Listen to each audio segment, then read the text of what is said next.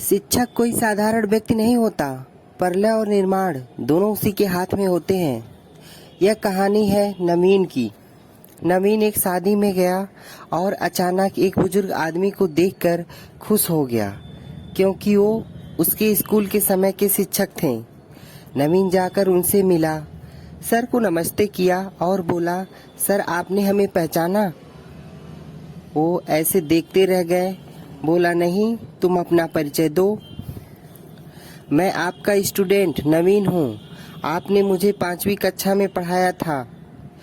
और बताया, सर मैं आपको जीवन भर नहीं भूल पाया उस घड़ी वाली घटना से। सर ने कहा, कौन सी घड़ी वाली घटना से? हाँ, मुझे पता है आपको याद नहीं होगा, लेकिन मैं आपको याद दिलाता हूँ। स्कूल में मेरी क्लास का बच्चा बहुत ही शानदार घड़ी पहन के आया था। मुझे वो घड़ी बहुत अच्छी लगी। मैंने सोचा क्यों न इस घड़ी को चुरा लूं। नवीन ने धीरे से उस घड़ी को चुरा लिया, अपनी पॉकेट में रख ली। वो लड़का घड़ी ढूंढते हुए आपके पास गया, आपसे जाकर बोला कि मेरी घड़ी किसी ने ले ली है, मेरी मदद कीजिए। आपने कहा, जिस किसी ने घड़ी ली है बता दो। कोई बच्चा सामने नहीं आया। सर ने कहा, ठीक है, अब मैं एक एक करके सबकी चेकिंग करूंगा और मुझे पता चल जाएगा किसके पास घड़ी है।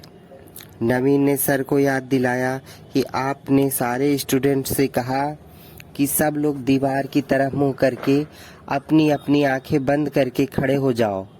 हम सब वैसे खड़े हो गए। फिर आप आए, एक एक करके सबके पॉकेट की तलाशी लेना शुरू कर दी। जिस समय आप तलाशी ले रहे थे, मेरा मन मचल रहा था। मन बहुत घबरा रहा था कि अब तो मेरे पॉकेट से घड़ी मिल जानी है। फिर सारा स्कूल, सारे स्टूडेंट, सारे दोस्त मुझे चोर चोर कहकर चिल्लाएंगे। मेरे साथ कोई बात नहीं करेगा, मेरे साथ कोई दोस्ती नहीं करेगा। ये सारे ख्याल नवीन के मन में उस समय आ रहे थे। लेकिन ये क्या, नवीन के पास टीचर आए। उनको नवीन के पॉकेट से वह घड़ी मिल गई, लेकिन उसके बाद भी उन्होंने आखिरी बच्चे तक हर एक बच्चे की पॉकेट चेक करी और आखिरी में वह घड़ी जिस बच्चे की थी उसे दे दिया और कहा, ये लो तुम्हारी घड़ी मिल गई। नवीन ने बताया, सर आपने कभी मेरा नाम उजागर नहीं किया। मेरे किसी दोस्त ने कभी मुझे चोर कहकर नहीं चिढ़ाया, कभी मुझे शर्मिंदा नहीं होना पड़ा और ना ही आपने खुद मुझसे एक शब्द कहा। उस घटना ने मेरी जिंदगी बदल दी सर। तब से मैंने सीखा, हर किसी के सम्मान को बचाना हमारा फर्ज होता है और आपके प्रेरणा से आज मैं खुद टीचर बन गया हूँ। टीचर मुस्कुराए और बोले, मुझे तो आज पता चल रहा है जब तुम बता रहे हो कि वो घड़ी तुमने चुराई थी। मुझे नहीं पता कि वो घड़ी किसने चुराई थी, क्योंकि मैंने भी अपनी आंखें बंद रखा था जिस समय बच्चों की तलाशी ले रहा था, जिससे मेरे मन में भी उस बच्चे के प्रति कुंठा भेदभाव न पैदा हो। यह सुनकर नवीन की आंखों में आंसू आ गए और बोला, सर आज आपने फिर से जिंदगी का एक पाठ सिखा दिया। शिक्षा का एक मकसद होना चाहिए, व्यक्ति को अच्छा इंसान बनाना, सिर्फ किताबी ज्ञान देना नहीं। शिक्षा से हमें ये सीखना चाहिए, ये समझना चाहिए कि आज हम जो कुछ भी किसी के साथ करते हैं उसका उसके भविष्य पर, उसकी मानसिकता पर क्या असर पड़ सकता है। खास तौर पर